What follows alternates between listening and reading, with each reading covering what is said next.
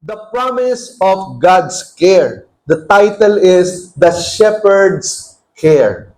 Provider, protector, and pathfinder. Alam nyo ba, Psalm 23 is one of the most beloved chapters in the entire Bible. Kung merong sigurong pagbobotohan, ano yung chapter sa Bible na pinakagusto ng maraming Bible readers? I believe top 10, Psalm 23. Okay?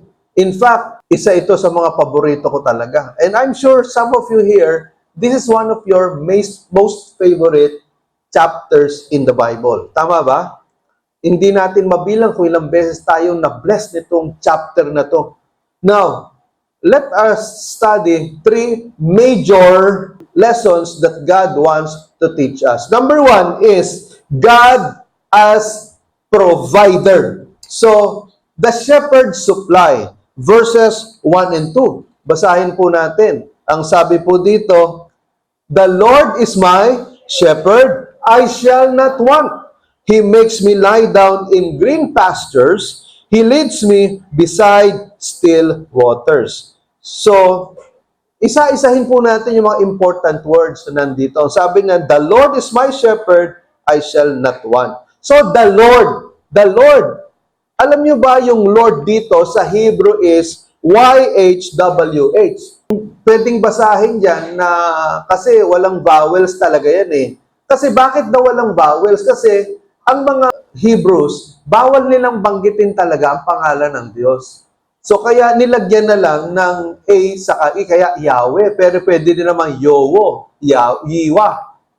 Sa atin, commonly, we pronounce that as Yahweh. Ang nakakalungkot po, mga kapatid, sa panahon natin ngayon, no, in our time, meron pong katuruan na lumalabas na yung salitang Yahweh o si Yahweh is evil.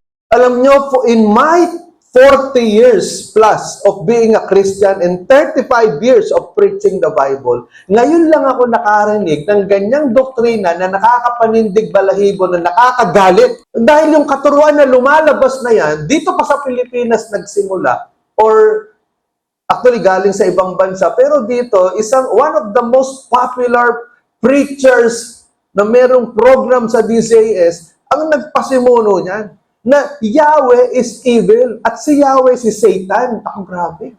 Nung narinig ko to, gusto ko talaga, umalsa yung galit ko. How can you say that Yahweh is evil and Yahweh is Satan? At yung sa Garden of Eden, ang bida, yung ahas. Ano bang kademonyohang turo ito? Tamang-tama yung nasa 1 Timothy chapter 4, verse 1. Nasa huling panahon, maraming katuruan ng demonyo ang lalaganap. So mga kapatid, ito, kitang-kita mo, the Lord, paano mong sasabihin na Lord or Yahweh is my shepherd, I shall not want? Yung kabuuan ng Psalm 23, ang turo nila doon, demonyo yon. Si Satan yung Yahweh doon. So, pero dito, kitang-kita natin, the Lord is Israel's covenant God, the personal, faithful protector. So, yung shepherd dito is a metaphor for God's care, yung pag-aalaga. So, it gives images of tender guidance, vigilance, and provision. So, ang Diyos is our shepherd, no? And I shall not want signifies contentment and confidence in God's provision. Ibig sabihin, pag sinabi ito, Lord is my shepherd, I shall not want, lahat ng pangangailangan ko, ang tutugon dyan, ang Diyos. Why? Because God is my shepherd. He is my provider. Okay? So that means the word want lacks something necessary, but David expresses trust that God will supply his every need. So, anong gusto ituro sa atin dito? The shepherd meets all our needs, not by giving us everything we desire, but everything we need, by supplying what's best for us. Okay? So, remember, God will supply your needs, not your greeds. Ano yung greeds? Kaswapahangan. Lord, luma na po yung pangatlong sapatos ko. Pwede po ba bigyan niyo naman ako ng pang-apat na sapatos? Need ko lang yun, Lord, need. Hindi need yun, greed yun. Maliban na lang ito, medyo i-ano natin dyan, bigyan natin ng allowance yan. Maliban lang kung talagang faithful tither ka at kung mag-tithes ka, talagang hindi lang 10%. At kapag may mga, halimbawa, may mga donation, nauna kang mag-donate. Bakit kitang-kita yung pagiging generous mo. So that means, you have the right to mag-ala Jinky Pacquiao ka o mag-ala Imelda Marcos ka, may 3,000 pairs. Ang mahalaga, generous ka sa gawain ng Diyos at hindi ka nagkukulang sa pagtatites mo. That is, you have the right to enjoy your money na galing sa Panginoon. Naunawaan po natin mga kapatid, pero makunat ka. Hindi ka nagtatites. Hindi ka, pagka may donation para sa mission, kung hindi ka pasabihan, hindi ka kikilos, wala kang karapatan na magpakaluho. Okay, in application, practice gratitude this week. Each day, write down 3 things that God has provided for you. Be thankful. Maging mapagpasalamat ka. Alam nyo ba, sa panahon natin ngayon, bihira na yung marunong magpasalamat. Halimbawa ito, obserbahan ninyo, sa jeep, di ba, nagbabayad ka, nasa likod ka, iaabot, di ba? Ilan sa inyo nagpapasalamat kayo kapag inabot yung bayad nyo sa driver? At pagka binalik sa inyo yung sukle, ilan sa inyo nagpapasalamat? Ako talagang nag-iinit ulo ko dyan.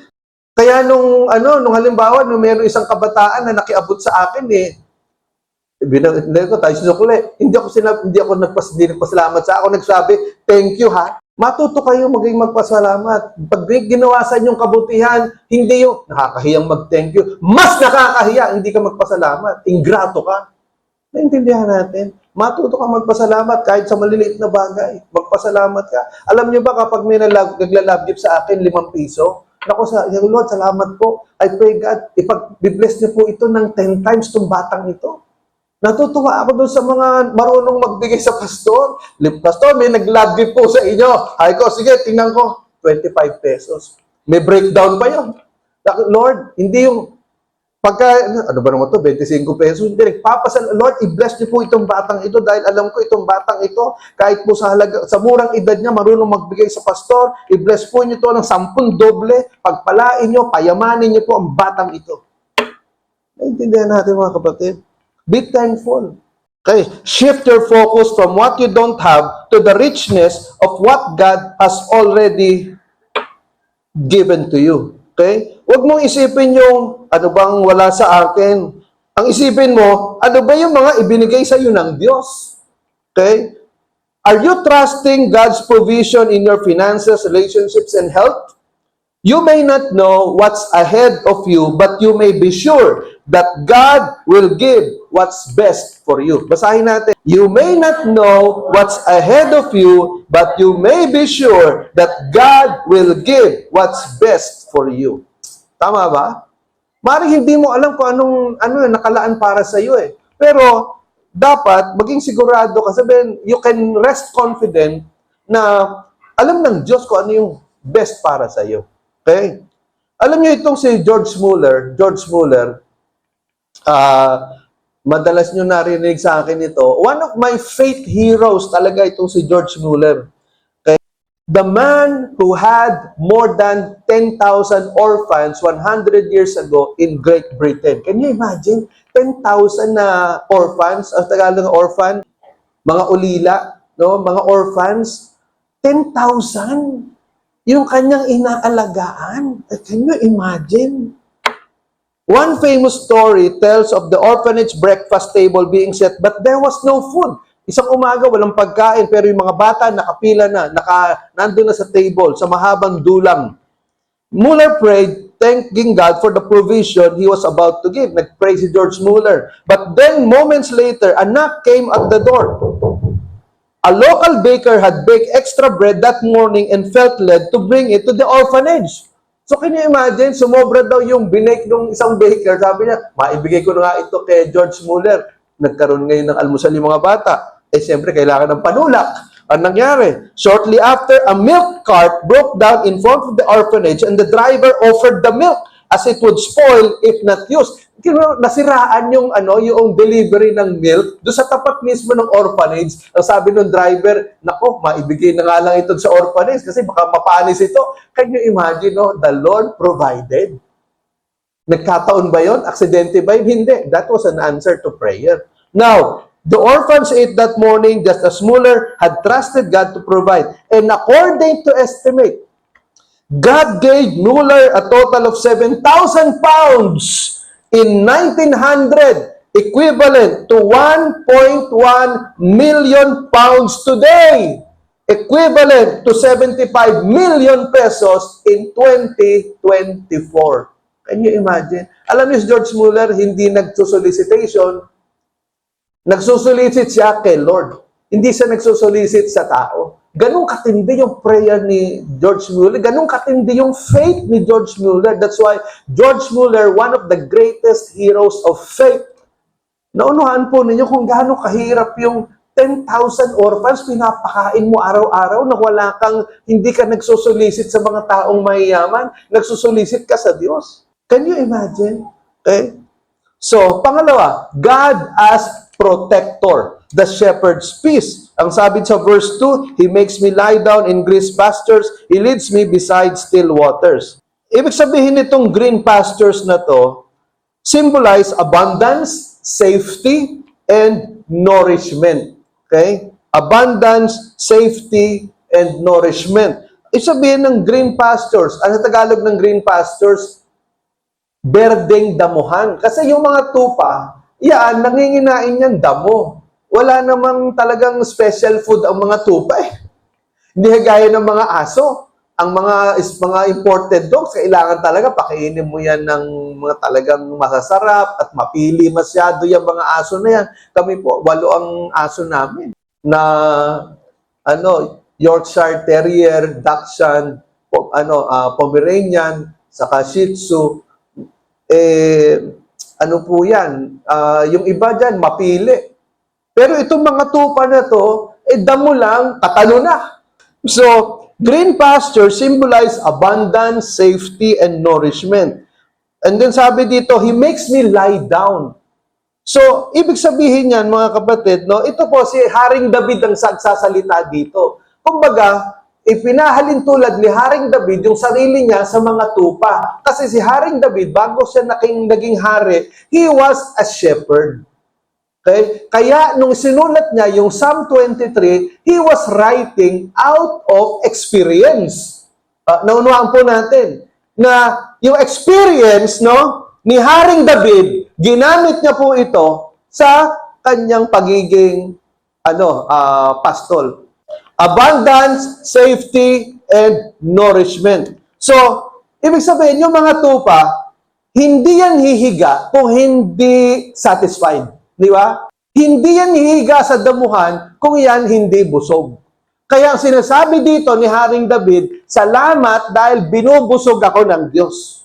At hindi rin hihiga yung tupa na yan kung alam niya na merong mga asong lobo o mga predators, may mga lions, may mga bears na nandyan sa paligid. Ibig sabihin, the reason why itong mga tupa na to nakahiga dahil busog at alam nila they are protected and safe from dangers.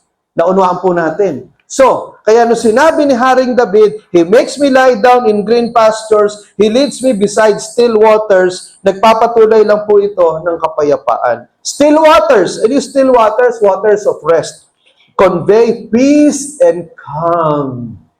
Okay? Sheep need quiet, still water to drink from, contrasting with dangerous rushing streams. Hindi umiinom ang tupa doon sa rumaragasang sapa. Kasi ito po, mga kapatid, Panginoon, patawarin mo ko sa salitang gagamitin ko. Yung mga tupa, sila yung pinaka-tan-GA na hayop sa buong mundo. Naintindihan niyo ba? Kasi yung mga tupa, kaya tan-GA yan, hindi nila kayang paliguan yung sarili nila.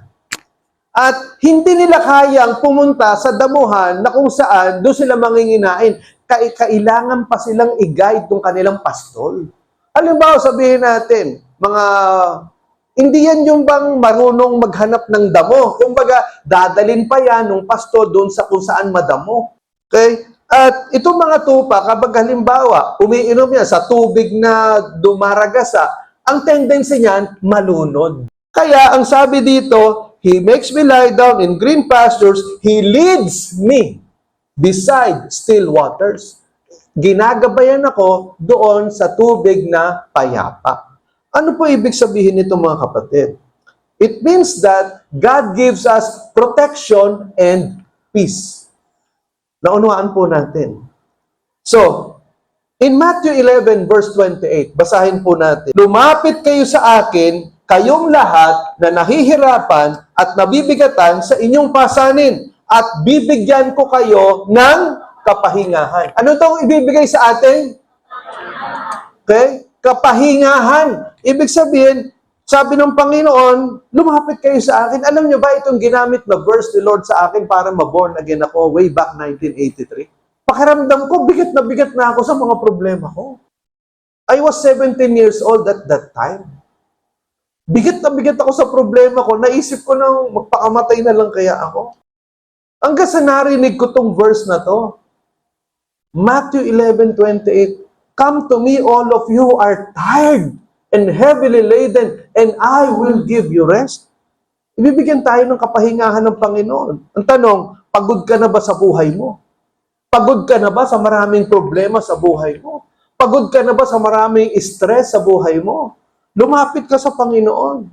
Because true peace and rest are not found in the absence of chaos. Ano yung chaos? Kaguluhan. But in the presence of Christ. Alam nyo, yung mga problema, mga kaguluhan, minsan man-made yan. Hindi ba? Pagka lumalayo ka sa Panginoon, eto ha, pansinin mo lang ha. Hindi ba? Yung panahon na malayo ka sa Panginoon, ito yung panahon na marami kang problema. Pero yung panahon na malapit ka sa Panginoon, ito yung panahon na may problema pa rin. Pero ang dali mong malampasan, di ba? Naunawaan po ninyo? So, yung mga pala-absent sa church, tingnan nyo, kailan mas mabigat yung problema? Yung uma-attend ka ng church o yung hindi ka uma-attend sa church? Kailan yung parang sasabog ang utak mo sa problema? Yung hindi ka nagbabasa ng Bible o yung nagbabasa ka ng Bible? O kayo makakasagot niyan. Naintindihan nyo ba? Ang tanong, bakit alam mo naman pala? Bakit lumalayo ka sa Diyos? Parang ganito, alam mo yung gamot sa ubo, alam mo yung gamot sa lagnat, pero andyan lang o sa medicine cabinet, hindi mo kunin. Ini-enjoy mo yung ubo mo. Matagal ko nang sinabi, BCO at Lagundi ang gamot sa ubo eh. Pero iniisip, si Pastor, bangkepul talaga eh. Pinag-aralan po ng Department of Science and Technology ang BCO na yan. At gamot sa COVID yan. Okay? I-Google ninyo.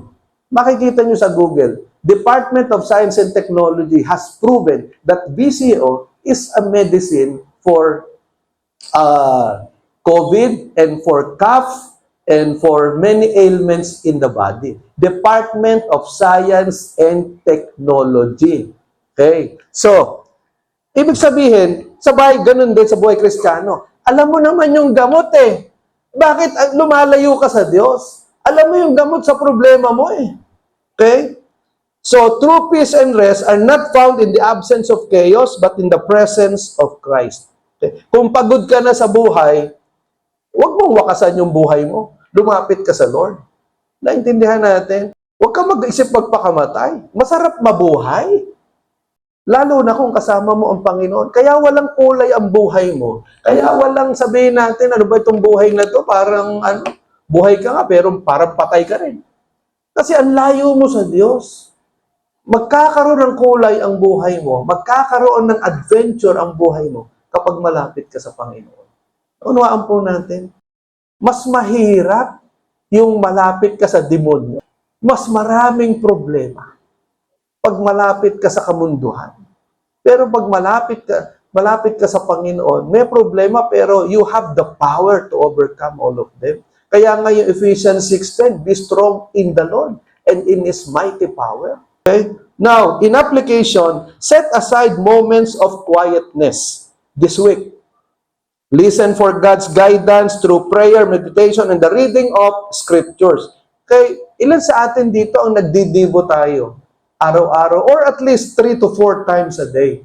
na you sit down, you pray at least 15 minutes, and then you meditate on the Bible for at least 15 minutes. Alam nyo ba ang isang chapter sa Bible, it will only take you 7 minutes?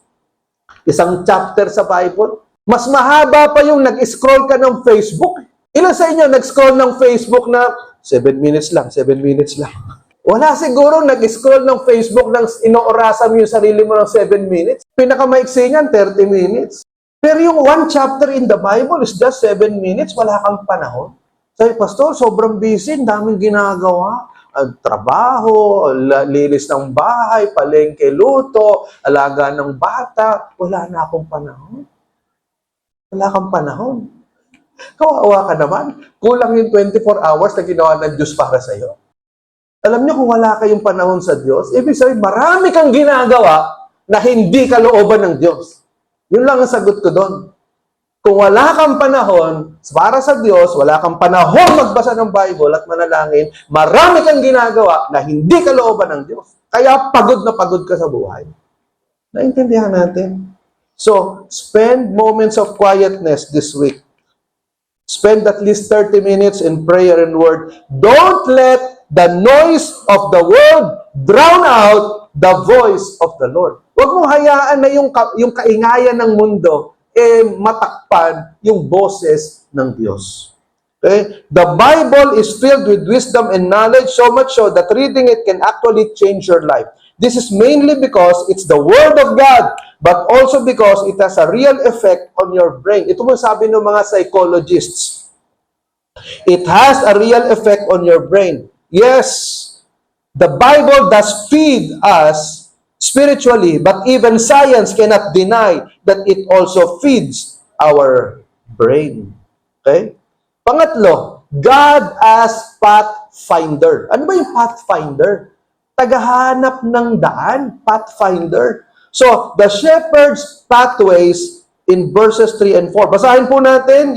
He restores my soul. He leads me in paths of righteousness for His name's sake. He restores my soul. Alam niyo, ganda nitong word na to na He restores my soul. Alam niyo ba yung restores my soul? Pinag-aralan ko yan mabuti kagabi. Ang sabi diyan, suggest a return to vitality both physically and spiritually. Ibig sabihin, ipinapanumbalik, ipinapanauli yung nawala mong lakas, yung nawala mong sigla, yung nawala mong kakisigan, yung nawala mong asim. Oh? Ibinabalik yan. Naintindihan nyo ba? Yung, kumbaga, yung lakas mo, ibinabalik ng Diyos. He restores. Yung soul dito, the Hebrew is nephesh, refers to the whole being, not just the spiritual aspect. Ibig sabihin, ibinabalik ng Diyos, hindi lang yung nawalang lakas mo na spiritual. Kung hindi, yung lahat ng pagkatao mo, buong pagkatao mo, physical, mental, emotional, relational, spiritual. Lahat yan. Yun yung kabuuan ng soul. Yung buong pagkatao mo, lahat buong aspeto ng pagkatao mo, ibinabalik yan. Okay? So, the soul is the whole being. Mental, emotional, physical, spiritual. Okay? Restores my soul. Ibinabalik yung lakas mo. Ibinabalik kasiglahan. Now, paths of righteousness, it means God directs David in the way of holiness and right living. Kumbaga, nililid or ginagabayan ng Diyos tayo sa daan ng kaayusan, daan ng kabanalan. Bakit po, mga kapatid? Kasi, tandaan nyo, merong dalawang guide dito sa buong mundo. Ang Diyos at ang demonyo. Kapag ikaw, hindi ka guided ng Diyos, alam mo na kung sino ang guide mo. Demonyo yun. Hindi mo pwedeng sabihin, Pastor, ako ginaguide ko yung sarili ko. Ay, akala mo lang yun. Kasi dalawa ang pwedeng mag-guide sa atin. Ikaw ang mamimili niyan. Naintindihan niyo ba? The guide is the Lord or the devil. Naunuhan po natin. So, and then, for His name's sake. Ang sabi dito, God's actions are motivated by His own reputation or name, which represents His character. He is faithful because of who He is. Ano ibig sabihin nito? Ang ganda nito mga kapatid, grabe. Ang sabi diyan, He restores my soul, He leads me in paths of righteousness for His name's sake. Ano ibig sabihin nun? Ginagabayan tayo ng Diyos, ibinabalik niya yung ating nawalang lakas, nawalang kasiglahan, at dinadala tayo sa daan ng kaligtasan, daan ng kayusan at kabanalan, dahil iniingatan ng Diyos yung kanyang pangalan sa atin. Ayaw ng Diyos masira yung pangalan ng Diyos sa buhay mo, sa buhay ko. Naunawaan po ninyo, that's why God will do His best to protect His name in your life. Ano ibig sabihin nito? Ayaw ng Diyos makulaan yung pangalan niya dahil sa iyo. Kaya gagawin ng Diyos lahat para umayos ang buhay mo. Ngayon, Pastor, bakit yung iba, wala na, nag-backslide? Talagang sila na ang pumili. They made the choice to turn their backs on God. Naintindihan niyo ba? Binigyan tayo ng freedom, free will ng Diyos. Hindi tayo mga robot. So kapag ikaw, nagpakalayo-layo ka sa Diyos, hindi ka pipilitin ng Diyos na bumalik. Kasi nagdesisyon ka na eh. Naintindihan po natin. So, now, God being our great shepherd leads us for His name's sake. His guidance brings glory to His name and blesses our lives, physically, emotionally, and spiritually, with the purpose of exalting His name because God protects the integrity of His name. Mahalaga sa Diyos yung integrity ng pangalan niya. Napakahalaga niyan. Ayaw ng Diyos na nababastos ang pangalan niya. Kaya kahit nagkasala ka, kaya kang patawarin ng Diyos. Magbalik loob ka lang. At sabihin mo, Lord, tulungan niyo po ako makabawi. Tulungan niyo po ako, Lord, na makabalik po, Panginoon. At alam niyo, music to the ears of God yan eh. Alam niyo ba kapag may nagpapa-counseling sa akin at humihingi ng tawad, Pastor, tulungan niyo po ako. Gusto ko magbago. Gusto ko na talagang magbago. Gusto ko humingi ng tawad sa Diyos. Hindi ko sabihin na, mabuti nga sa'yo, lumayas ka sa harap ko. Hindi. Sabi ko, nako, that's the best decision that you ever make. Halika rito, tutulungan kita humingi ng tawad sa Diyos. The music to my ears, yung mga ganyang prayers, yung paghingi ng tawad, yung pagpapakababa. Okay? Alam kagaya nito, si Johnny Cash. Kung Johnny Cash, ito sikat na sikat sa Amerika. Kung kasing sikat ito ni Elvis Presley. So si Johnny Cash, he's the most successful country singer in the history of American music industry. Si Johnny Cash, the legendary country singer, frequently spoke of his faith journey, especially in his later years. After overcoming addiction and a life filled with struggles, Cash often quoted Psalm 23 as a source of hope and renewal. Cash music reflected his deep personal connection with the idea of God as his shepherd, guiding him back to life. Cash identified with God, restoring my soul after years of personal failures and moral wandering. The idea that God leads in paths of righteousness resonated with Cash's story of redemption and the new direction God gave him. Naipelikula po ang buhay nitong si Johnny Cash. Okay, so dahil nga sikat nga ito pero up and down kasi nga siya, drug user and drunkard, lasenggo. Kaya yung career niya up and down until he surrendered his life to Jesus Christ. And he experienced Psalm 23, which is one of his most favorite Bible chapters in the entire Old and New Testament. Yung salitang restoring my soul, na ibalik si Johnny Cash sa katinoan.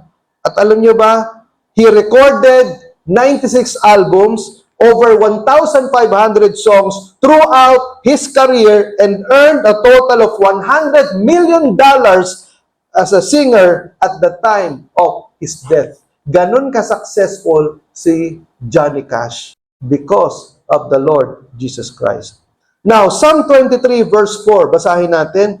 Even though I walk through the valley of the shadow of death, I will fear no evil. Your rod and your staff, they comfort me. Grabe. Alam po ninyo, sa buong Psalm 23, this is my most favorite part.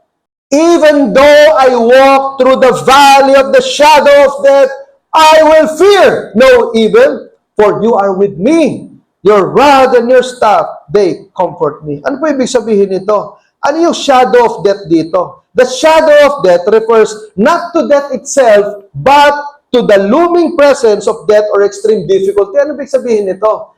Sa Tagalog ng shadow, anino.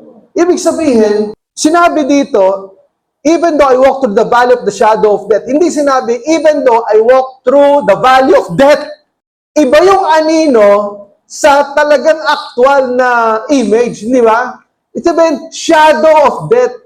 Anino ng kamatayan. Kahit ako'y naglalakad sa bangin ng anino ng kamatayan, hindi ako matatakot. So sinasabi dito ni Haring David, talagang nakakatakot kapag ikaw ay napapaligiran ng anino ng kamatayan. Ano yung anino ng kamatayan? Extreme difficulties, severe problems, severe trials, dangers. Pero, ang sabi dito ni Haring David, it is just a temporary and passing threat, not the ultimate reality for those who trust God. Kumbaga, ano ito panandalian lang. Parang sabihin natin, naglalakad ka sa isang daan, sa isang lugar, and then nandito mga leon. Andito naman mga asong lobo. Pero hindi makalapit sa iyo. Tinatahulan ka, inaangilan ka, at binipilit kang sakmalin, pero hindi ka maabot. Nakakatakot, di ba? Pero, ibig sabihin, why? It is because God was with David. Kagaya nito. I will fear no evil, for you are with me. Ang sinasabi ni David, I will fear no evil. Hindi ako matatakot dahil kasama kita. So, I will fear no evil. It means David's confidence is rooted in the shepherd's protection, not on his own strength. Naunawaan po ninyo mga kapatid, na hindi sinabi ni David, matapang ako, kaya ko yan. Hindi. Ang sabi niya, hindi ako matatakot dahil kasama kita. Ano po ibig sabihin nito mga kapatid? Kapag tayo nasa gitna tayo ng mabibigat na mga pagsubok, mabibigat na problema na para bang wala ng katapusan at walang solusyon, ang sabi dito, I will fear no evil, for you are with me. Tandaan natin, ang buhay natin ito, maraming pagsubok. Hindi matatapos ang pagsubok. Walang katapusan ang trials, temptations, troubles sa buhay natin. Walang katapusan yan. Pero, ang sabi ng Bible, I will fear no evil, even though I walk through the valley of the shadow of death, I will fear no evil, for you are with me. Hindi lang yon. Ang sabi dyan, your rod and your staff, they comfort me. Ano ba sabihin ng rod and staff? Sa Bible po, yung rod o yung pamalo at yung staff, yung tungkod, they were tools used by ancient shepherds to care for and protect their sheep. Both were essential for shepherd's role, representing both protection and guidance. Okay, David finds comfort in both. The combination of God's protective power, the rod, and his guiding presence, the staff, gives him peace even in the midst of life's darkest moments. Yung pamalo, yung rod, saan ginagamit yan? Kapag may mga lobo, may mga asong, gala, na gustong sakmalin yung mga tupa, merong pamalo yung shepherd. Ngayon naman, saan ginagamit yung tungkod na may paganon, pakalawit? Kapag yung mga tupa, ito di ba sabi ko sa inyo, mga tupa, ligawin. Pastor, ligawin. Sige, ligawin ang tukso. Maraming Kristiyano, ligawin. Totoo yan. Maraming tupa, kaya hinalintulad tayo sa tupa Kasi nga, ang tupa, sabi ko nga sa inyo, yan ang pinaka-tangiay na hayop sa buong mundo. Isipin nyo, bakit inalintulad tayo sa tupa? Alam nyo na ang dahilan. Yan, pangalawit yan, pangalawit. Kapag naliligaw, nalilista na das, kinakalawit. Naintindihan nyo Kaya ikaw, pag ikaw naliligaw ng landas, kakalawitin ka ni Lord. Mabuti lang si Lord ang kakalawit sa'yo, hindi sa kamatayan. Magpasalamat ka. Salamat po Lord, yung kalawit mo po ang kumalawit sa akin, at di yung kalawit ng kamatayan. Naintindihan niyo ba? So, ibig sabihin dito, mga kapatid, magpasalamat tayo, the rod and the staff of the Lord is our protector. Now, Queen Elizabeth, ito maganda to. Si Queen Elizabeth, alam po ninyo, nung kanyang ama, si King George VI, passed away in 1952. Si Queen Elizabeth, at the age of 25, she became the Queen of England. At the age of 25 in 1952. At ang nakapagbigay ng comfort sa kanya during the funeral of her father was the reading of Psalm 23. At ang sabi dito, Psalm 23 became a symbol of assurance that even as she walked through the emotional valley of losing her father and taking on the weight of the crown, God's presence was with her, offering guidance and comfort. Throughout her reign, she has drawn strength from the knowledge that God's rod and staff would comfort her in the most challenging times. Alam niyo ba, Queen Elizabeth, the second longest running monarch in history. 70 years. Okay? Ang the longest running ay si King Louis XIV ng France, 72 years. Itong si Queen Elizabeth, 70 years. So, can you imagine how God has blessed Great Britain in the monarchy of, in the rule and reign of Queen Elizabeth. Now, in life application, God's attributes of guide. Una, ano bang matututunan natin? Ano bang God's attributes? Katangian ng Diyos. Ano yung mga katangian ng Diyos na makikita natin dito? Number one, God is good and generous. Ang Diyos mabuti. At ang Diyos ay mapagbigay. Amen? Amen. Kaya pangalawa, God is understanding and unfailing. Naiintindihan ng Diyos yung kalagayan mo. Huwag mong isipin na, hindi mo naintindihan ni Lord. Naiintindihan ka. Kung ako, hindi kita maintindihan, yung asawa mo, hindi ka maintindihan, yung best friend mo, hindi ka maintindihan, si Lord naiintindihan ka. At hindi ka ilalaglag ni Lord.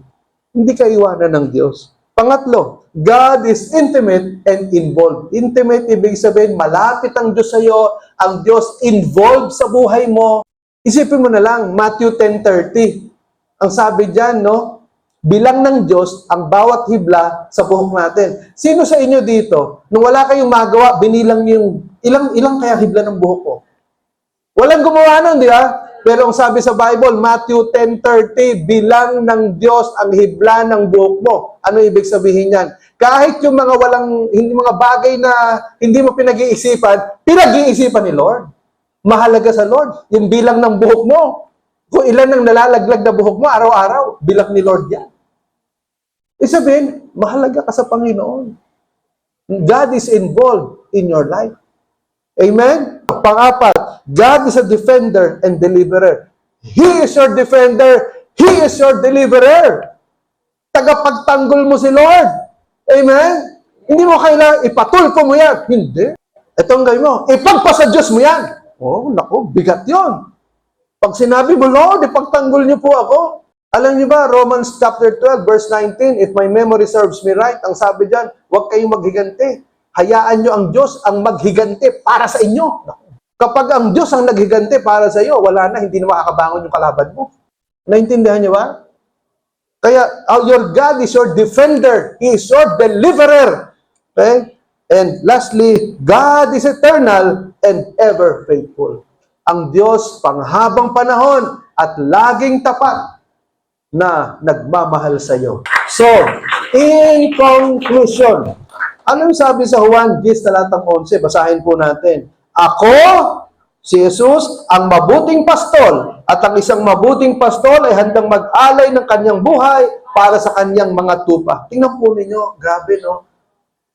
Yung Psalm 23, David was talking about God the Father. Pero ang sabi dito sa New Testament, ang sabi ng Panginoong Jesus, ako ang mabuting pastol. I am the good shepherd. The good shepherd gives his life for the sheep. Isipin niya, tingnan niyo, sabi diyan, the good shepherd gives his life for the sheep. Naintindihan niyo ba kung ibig sabihin nun? Ang mabuting pastol, ibinibigay niya yung kanyang buhay para sa kanyang mga tupa. Bakit namatay si Kristo sa krus? di ba sa sobrang pagmamahal sa atin, ibinigay ni Kristo yung kanyang buhay sa krus para sa mga tupa. Para hindi tayo mapunta sa impyerno, maligtas tayo. At ang sino mang sumampalataya ay huwag mapahamak sa impyerno, bagkus magkaroon ng buhay na walang hanggan sa langit. At alam niyo ba, Romans 8:31-32, anong sabi diyan? Kung ang Diyos ay panig sa atin, sino pa ang lalaban sa atin? Verse 32, ang sabi diyan. Kung ibinigay ng Diyos ang kanyang anak, bakit hindi niya kayang ibigay sa inyo ang lahat ng inyong pangangailangan? Naintindihan niyo ba? Ganyang kabuti ang Diyos sa atin. Mahal tayo ng Diyos. Mahal ka ng Diyos. God is your great shepherd. Jesus is your great shepherd. Let us pray. Salamat po, Panginoon, sa napakagandang mensahe na binigay mo sa amin. Lord, you are our great shepherd. Lord Jesus, thank you for dying on the cross for us. And by faith, we believe, O God, that you are our Lord God, Savior, great shepherd, our protector, deliverer, defender. Alam namin, kahit even though we walk through the valley of the shadow of death, we will fear no evil, for you are with us. Your rod and your staff, they comfort us. Salamat po, Panginoon. Thank you, Jesus. This is our prayer. Amen.